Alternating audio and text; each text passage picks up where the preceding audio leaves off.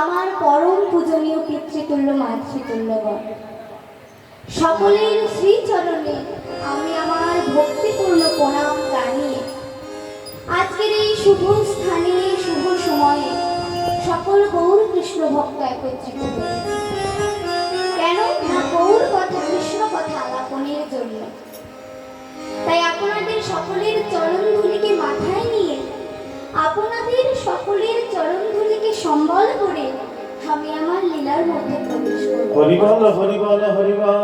বাবু, এই লীলা প্রারম্ভে আমার অনেক ভুল ত্রুটি হবে, অনেক শ্রুতিহাস হবে। আপনারা নিজ গৃহের সন্তান মনে করে ক্ষমা করে দেবেন।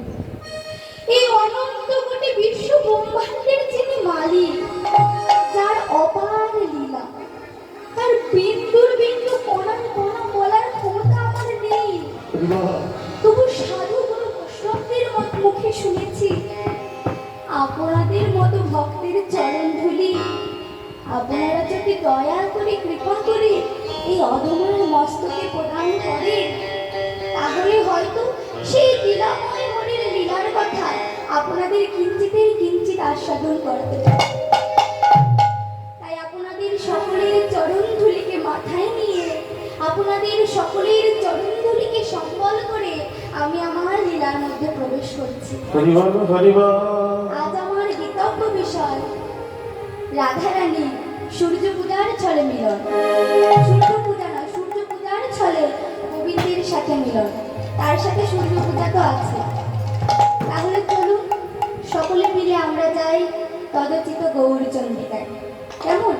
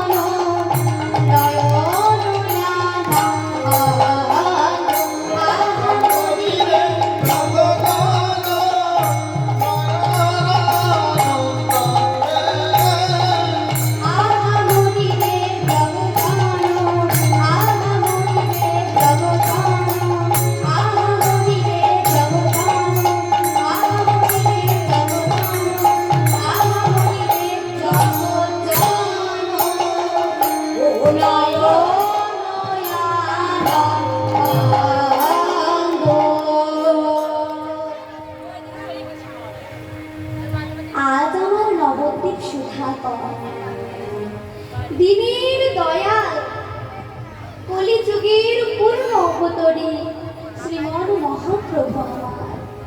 তিনি ছিলেন মথুরার রাজা, যিনি ছিলেন নন্দ মহারাজের একমাত্র পুত্র। সেই রাজ সুখ, রাজ ঐশ্বর্য সবকিছুকে জলাঞ্জলি দিয়ে মাটির ঘর, ঘরের চাল সহযোগে সত্যি মায়ের গর্ভরূপ সমুদ্রে প্রভু আমার অবতীর্ণ হয়ে এসেছে। বাবা গো, আমরা তো ইহ জগতের মানুষ, আমরা কি কেউ চাইবো ধনী থেকে দরিদ্র হতে? কিন্তু গৌরহরি আমার ধনী থেকে দরিদ্র হয়েছিলেন কেন জানো মা? দুটি উদ্দেশ্য সাধন করবার জন্য। সেই উদ্দেশ্য দুটি কি কি? একটি হচ্ছে ভক্ত ঋণ পরিশোধ করা, আরেকটি হচ্ছে নামের দ্বারা এই কলিহত জীবনকে উদ্ধার করা। আমরা গৌরহরিকে বলি না, অনারপিত জননী চিরাগ করুণায় অবতীর্ণ কালো, করুণায় অবতীর্ণ কালো, তাহার পরিপূর্ণ উজ্জ্বল রসায়ন ভক্তি শ্রেয়, ভক্তি শ্রেয়, হরি মুরে সুন্দর দুতি কদম সন্দীপিতা, সাদারি গায়ু সুন্দর ফুরতম সচির নন্দন, অনর্পিত চরিণ চিরাগ, যে ধন সত্য ত্রেতা দ্বাপর যুগে অর্পণ করা হয়নি, সেই অনর্পিত ধন কি ধন গো মা? নেই মধুমাখা হরিনাম সংকীর্তন। কলিযুগে কিন্তু হরিনাম ছাড়ার অন্য কোনো গতি নেই। শাস্ত্রে বলেছেন মা, হরে নাম হরে নাম হরে নাম ইবকে বলা, অহৈব কেবলা। বনস্তে বনস্তে বনস্তে ভগতিরানথা, কলিযুগে শুধুমাত্র হরিনাম হরিনাম আর হরিনাম। নাম ছাড়া এই কলিযুগের আর অন্য কোনো গতি নেই। সেই অনর্পিত ধন আমার গৌর হরি সেধে যেতে নিয়ে এলে আমার এই কলিযুগকে, কলিযুগকে উদ্ধার করবার জন্য। করুণায় অবতীর্ণ কলো, করুণা করে অবতীর্ণ হয়েছে সমর্পয়তু উন্নত উজ্জ্বল রসায়ন। উন্নত উজ্জ্বল রস, রসের মধ্যে যেটা সব থেকে চকচকে সেটাই তো চকচক করবে, তাই না বাবা? রসের মধ্যে সবচেয়ে চকচকে কোনটা গো? শান্ত, দাস্য, সূক্ষ্ম, বাৎসল্য, মধু, এই পাঁচটি রসের মধ্যে সবচেয়ে চকচকে রস হচ্ছে মধুর রস। ভগবান গোবিন্দ নিজে বলেছেন সিংহারে অধিক মাধুরী। তাই সেই উন্নত উজ্জ্বল রসকে এই কলিহত জীবকে উদ্দেশ্য করে বিলিয়ে দেওয়ার জন্য তিনি করুণা করে অবতীর্ণ হয়েছেন। হরিপুরণ সুন্দর দুতি কদম্ব সন্দীপিতঃ, যার দেহকান্তি শ্রী হরির ন্যায়, যার অঙ্গ শোভা সদা হৃদয় কন্দরে স্ফুরতবা সচির নন্দন। মাগো, যিনি এই পদটি লিখেছেন তিনি কি বললেন না? চৈতন্য চরিতামৃতে বর্ণিত আছে মা, কৃষ্ণদাস কবিরাজ গোস্বামী লিখেছেন সদা হৃদয় কন্দরে। এই হৃদয়টাকে মন্দির না বলে গুহা কেন বললো জানো মা? হৃদয়টা আমার ততদিন মন্দির ছিল যতদিন আমি মাতৃ জঠরে ছিলাম। মায়ের খাওয়া হয়ে গেলে আমার খাওয়া হয়ে যেত, মা যখন ঘুমতো আমার ঘুমানো হয়ে যেত।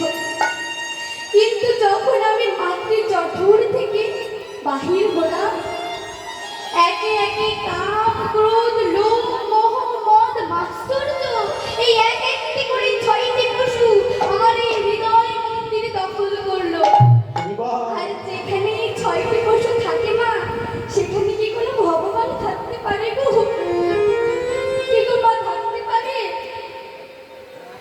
তাই কবিরাজ গোস্বামী বললেন হৃদয় কন্দরে স্ফুরতবা শ্রী সচির নন্দন। হে চৈতন্য মহাপ্রভু, অনেক সময় দেখবেন মা, মন্দিরের মধ্যে যখন গুহার মধ্যে পশু বাস করে, সেই সময় যদি কোনো ঋষি বা মুনি এসে ধ্যান করে, জপ করে।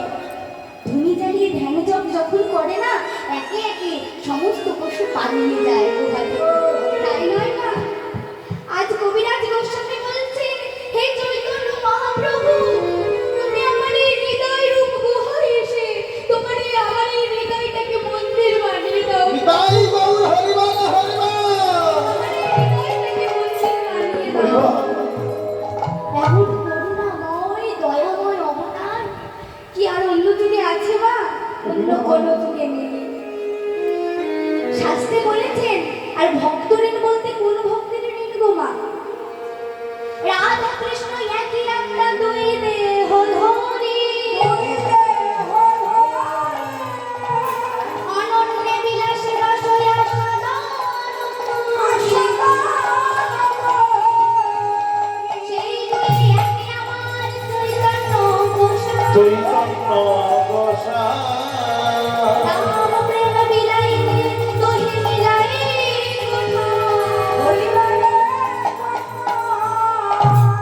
সেই রাধা কৃষ্ণ একই আত্মা দুই দেহে বিরাজ করে অনাদিকাল ধরে ওই শ্রীগোলকে বিবাহ করেছিল মা। আজ সেই দুই দেহ এক আত্মা এক দেহে বিরাজ করে গৌর হয়ে অবতীর্ণ হয়েছে এই কলিহত জীবকে উদ্ধার করবার জন্য। নিতাই গৌর হরিবল হরিবল হরিবল। আমার গৌর এলো রে সোনার নদিয়ায়, উলুর